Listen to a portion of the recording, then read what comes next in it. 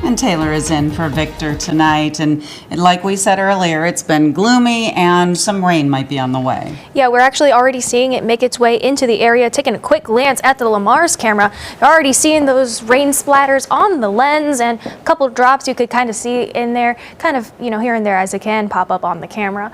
Right now, we're seeing temperatures hang out in the mid to low 50s, winds mainly out of the south at about 10 miles an hour. And your humidity is a little bit higher, and that is because of that active precipitation that is ongoing. Temperatures right now, we are seeing some upper 50s still in eastern portions of the viewing area, 59 up by Estherville, but the closer to the front you get, the little bit more cooler you are, 54 up in Canton and even up in Sioux Falls. Now, taking a quick glance at those dew point temperatures, even though we are still on the drier side, you are seeing where we are seeing some of that precipitation. We are having a little bit higher dew points. Again, that is just because our air is currently getting closer to being saturated. Wind speeds, you can actually kind of see that front kind of up by the banner, but 10 miles an hour here in Sioux City and up in Lamar's, right where that convergence zone is all the way up there. That is where that cold front is currently sitting, as it's going to be making its way into the area during the overnight hours. Now, taking a quick glance at our current rain totals, most everyone has seen roughly a trace of rain. You can see it with those darker colors, but we'll be seeing more accumulate over the coming days. Taking a quick glance at the satellite radar, you can see that we did see some scattered showers over here in the far eastern portions of Siouxland.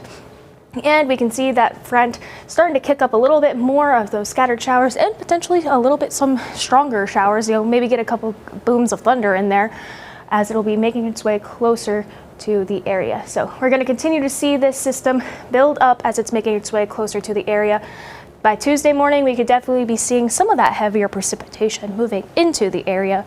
Going through Tuesday, it's just kind of going to be stationary for a little bit, but we will be starting to see it die down a tiny bit. Might not be seeing as heavy of rainfall at that time by the time we reach the evening hours. Continuing into our Wednesday, we are going to be seeing some lingering showers during the early morning hours, but it should be clearing out quite quickly as we continue through our Wednesday, and we're going to continue to gradually clear out those clouds as well as we start to see this high pressure system as it makes its way off the Rockies and closer to the area. Now, rain totals for what we are going to see, a lot of us are going to be right around that 1 inch mark, but the farther to the east you go, the closer to that 1.5 inch mark you're going to be seeing. So pretty decent amount of rain as we go into the next few days. Tonight, temperatures hanging out in the mid 40s, mostly cloudy with those showers moving in. Tomorrow, the big kicker is those strong wind gusts between 35 to 40 miles an hour with those scattered showers lasting throughout the entire day.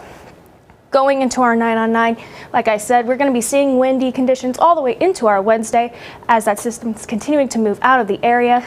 Should be mostly clear for our Thursday. Then a little bit of some cloud coverage returning for our Halloween. Definitely going to need to bundle those kids up though, as our low will be in the low 30s for Friday as they go out for trick-or-treating. Going into the extended portion of our forecast, we are going to be seeing a warm front move through for Dia de los Muertos and for fallback. Those are on the same day this year, and then we should be ever so slightly above average throughout the rest of our 9 on 9, but it is looking quite nice, Betsy. Everybody's keeping their eye on that Friday because nobody wants to put a winter coat on over that Halloween costume. I was one of those kids that would fuss every time I had to wear a coat over my costume because I was like, it's gonna ruin the look. So I totally get it, and I understand the fight for the Ruins parents. the look, but babies, you gotta stay warm. Yes.